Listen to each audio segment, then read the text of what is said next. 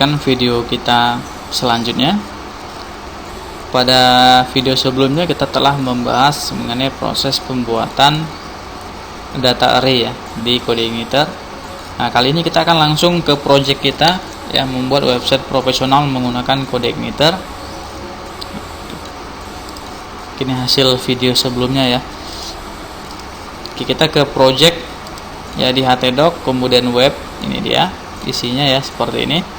Nah, kali ini kita akan membahas mengenai proses konfigurasi ya, konfigurasi dari project kita. Kenapa? Karena jika kita ingin membangun sebuah website ataupun aplikasi berbasis web menggunakan framework CodeIgniter seperti ini ya, sebelum kita mulai pembuatan function, kemudian controllers, view, models ya, kita harus melakukan konfigurasi dari project kita. Oke, jadi kita buka projectnya htdoc, kemudian web. Nah, kita masuk ke folder application ya. Oke, application. Oke, di folder application ini ada beberapa folder ya, ada beberapa folder. Nah, kita pertama sebelum membuat function dan tampilan website kita akan masuk ke folder config. Nah, jadi folder config ini adalah folder yang menyimpan data konfigurasi dari CodeIgniter. Jadi kita masuk ke folder config. Nah, di dalamnya terdapat beberapa file ya, beberapa file konfigurasi dari CodeIgniter. Di sini ada autoload, kemudian config, constant, database, dan seterusnya. Nah, pertama kita akan melakukan konfigurasi ya, konfigurasi di file config.php. Jadi kita akan melakukan konfigurasi base URL terlebih dahulu. Nah, di sini kita buka config.php menggunakan editor kita. Oke, ini dia.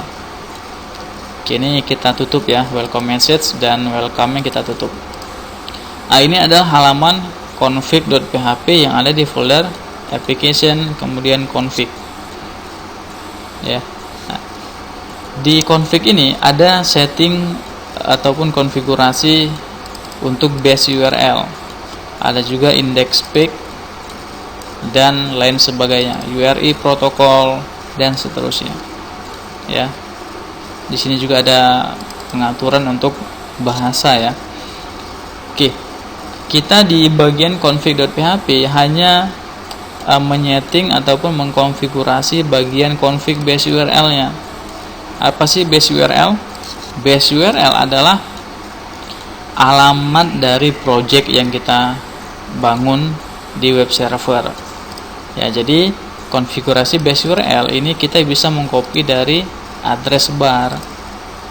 Dari sini kita bisa mengcopy, ini kita hapus. Nah, ini ya. Jadi ini kan localhost kemudian /web.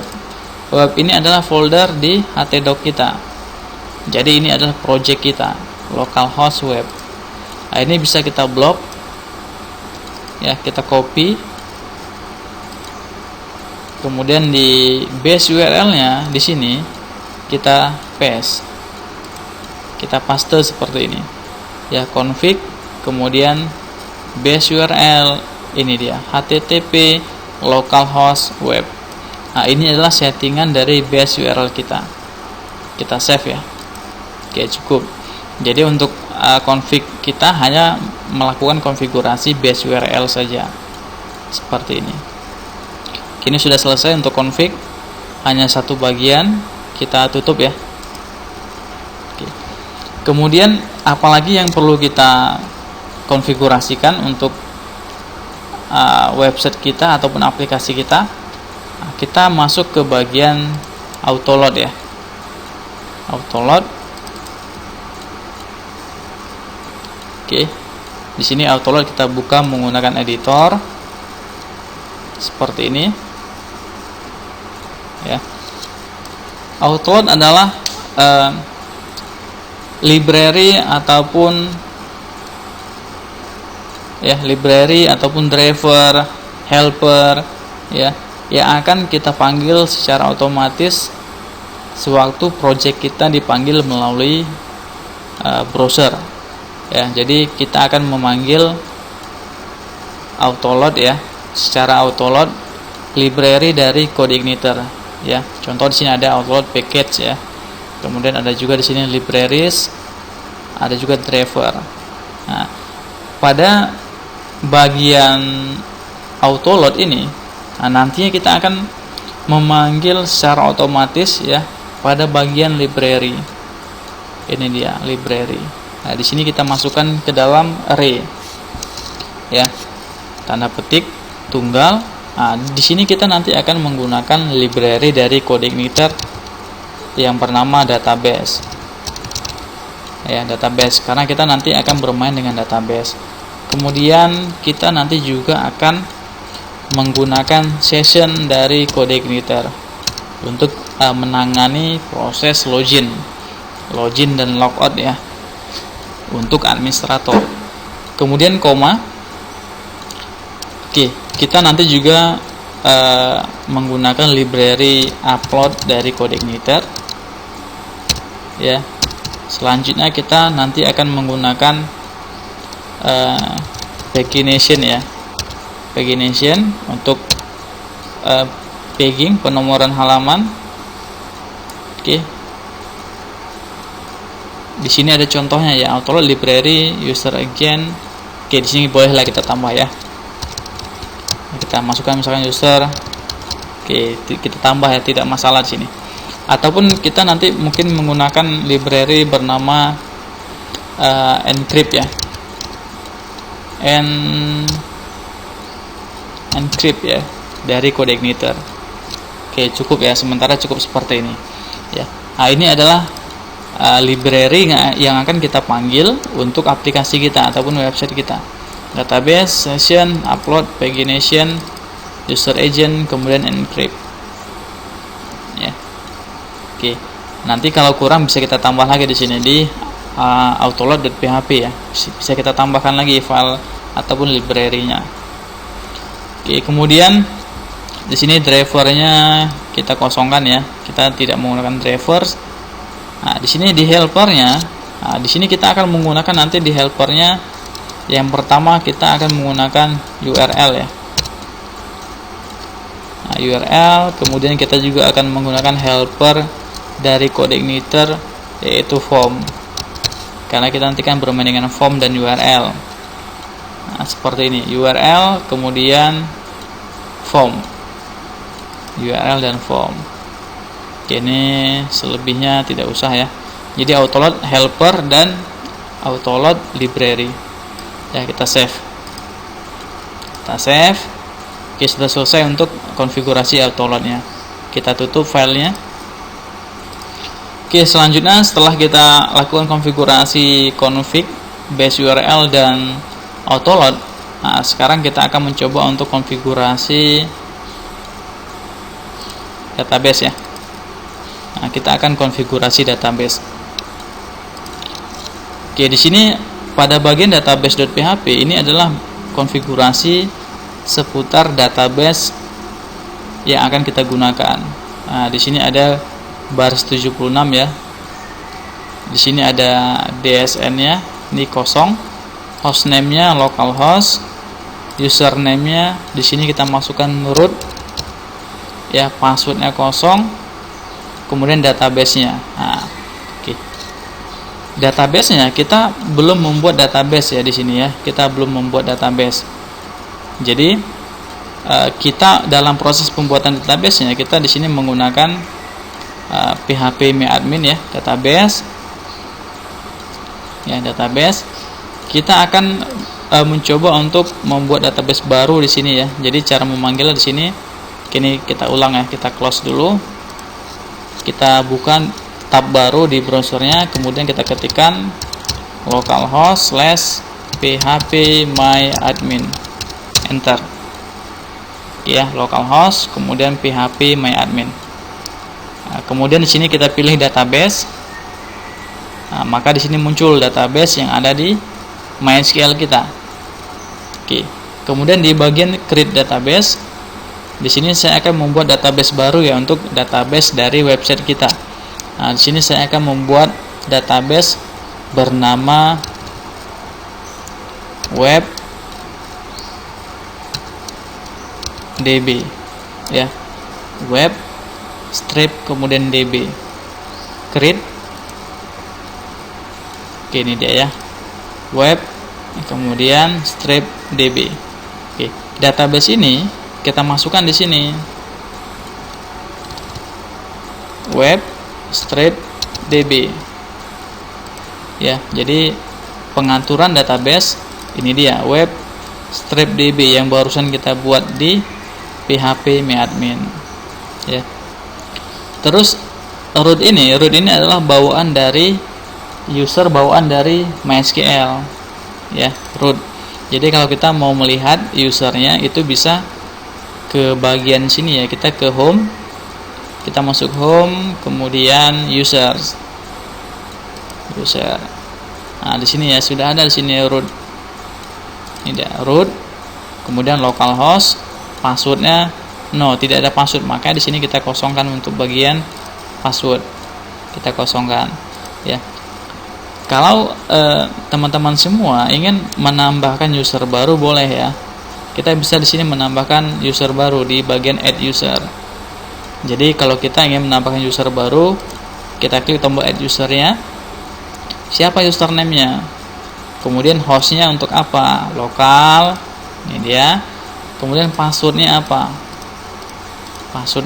jadi kalau di sini kita buat user misalkan Marudama, localhost ya, passwordnya misalkan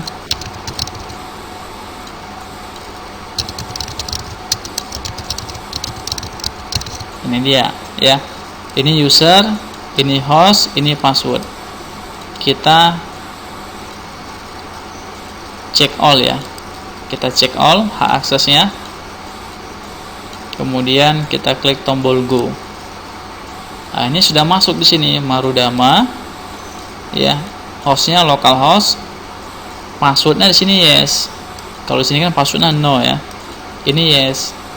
Jadi kalau kita ingin mengganti rootnya dengan Marudama boleh, Marudama boleh, tapi passwordnya kita masukkan,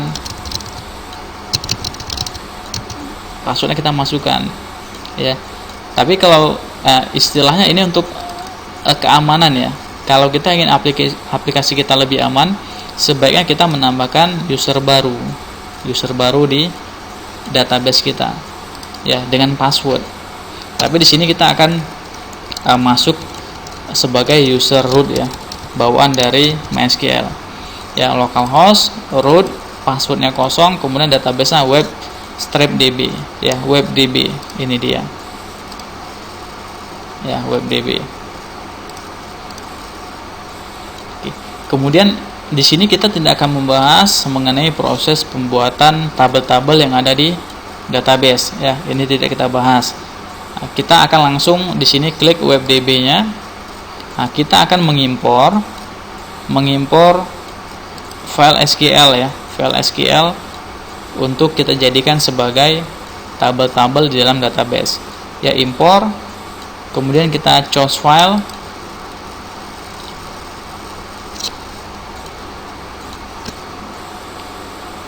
nah, di sini database-nya sudah disertakan di DVD ya, DVD tutorial. Oke, ini dia website stripprofessional.sql. Ini sama dengan database yang telah jadi di website profesional ya. Jadi kita gunakan database ini, kita open. Ini file SQL, open. Oke, kemudian kita klik tombol go. Oke, loading, kita tunggu sejenak.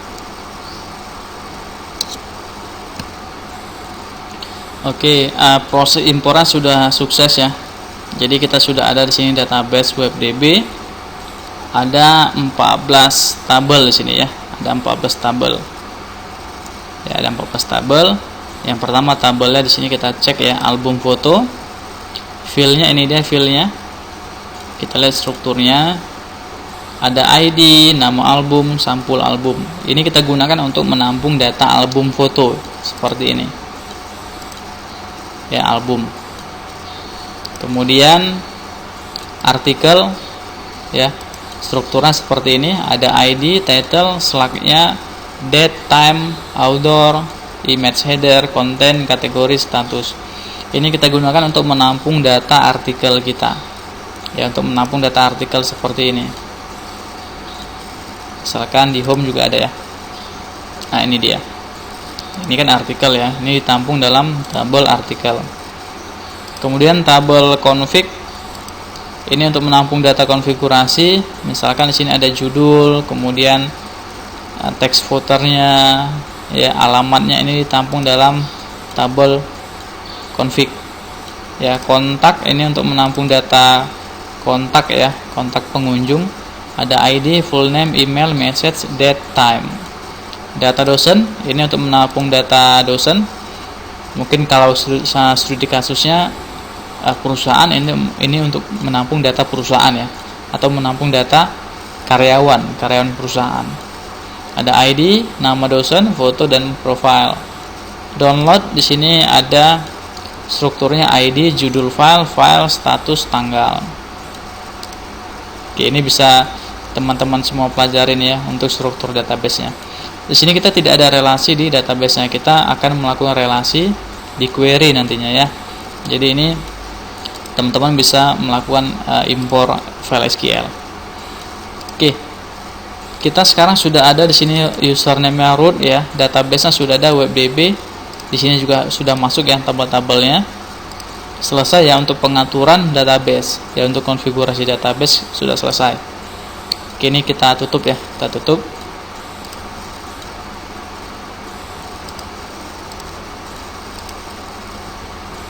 Oke. Selanjutnya untuk konfigurasinya, oke, autoload sudah, config sudah, database sudah. Kita masuk ke roots ya. Kita buka rootsnya menggunakan editor. Oke, ini dia roots ya, roots. Nah, di sini ada script ya. Scriptnya di sini ya banyaknya ya komentar ya. Ini komentar tidak akan dieksekusi oleh PHP. Roots ini adalah settingan ataupun konfigurasi untuk URI ya, biasa untuk URI dari aplikasi kita. Contoh di sini ada roots default controller welcome ya, roots untuk forward-nya, kemudian roots untuk translate URI des ya. Nah, jadi di sini ada yang paling penting adalah ini, saya enter. Yang paling penting di sini adalah pada bagian yang paling penting ya, bukan berarti di sini yang ini tidak penting, tapi yang paling penting itu adalah bagian default controller. Jadi yang perlu diingat ya, yang perlu teman-teman ingat adalah default controller. Di sini value-nya adalah welcome. Nah, ini berarti untuk controller kita, controller default-nya ataupun controller yang pertama akan dipanggil yang kita gunakan adalah controller welcome. Ya, mana dia controller welcome? Ada di folder application, kemudian controller, ini dia. Controller welcome. Ini dia, welcome. Jadi kita menggunakan controller welcome untuk aplikasi kita. Ya, sebagai default controller kita. Nah, di sini untuk roots-nya, nah, kita akan mencoba untuk mengganti default controllernya, karena kita akan membuat sebuah controller baru nanti. Ya, kita akan membuat sebuah controller baru di roots-nya ataupun di folder controller. Ya, kita ganti di sini. Nah, kita akan mengganti default controllernya menjadi controller underscore welcome seperti ini. Ya, jadi untuk roots-nya adalah default controllernya controller welcome. Jadi pada bagian roots kita baru mengganti untuk default controller. Nanti kita akan banyak melakukan konfigurasi roots di sini ya, untuk membuat website kita. Kini kita save. Ya, kita save. Selesai ya, selesai untuk konfigurasi ya. Selesai untuk konfigurasi di sini, config sudah selesai. Oke, di browser ini kalau kita refresh, otomatis di sini akan terjadi error ya. Page not found ya, halaman tidak ditemukan. Kenapa? Karena ini yang dipanggil sebagai default controllernya ya, default controller ini sudah kita ganti menjadi controller welcome. Di sini kan tidak ada kita application controller. Nah, kita controller underscore welcome belum ada, makanya di sini munculnya not found, tidak ditemukan. Tetapi kalau kita panggil controller welcome masih ada di sini, index welcome. Nah, controller welcome masih ada. Ya, function cetak kan juga masih ada, cetak 1 2 masih ada. Tetapi untuk function default controllernya di sini ini belum ada di sini ya, karena kita sudah mengganti default controllernya menjadi controller welcome. Ini belum ada file controller underscore welcome, belum ada, maka di sini muncul pick not found. Oke ya. Jadi selesai untuk konfigurasi kita, aplikasi kita, website kita sudah selesai untuk konfigurasinya.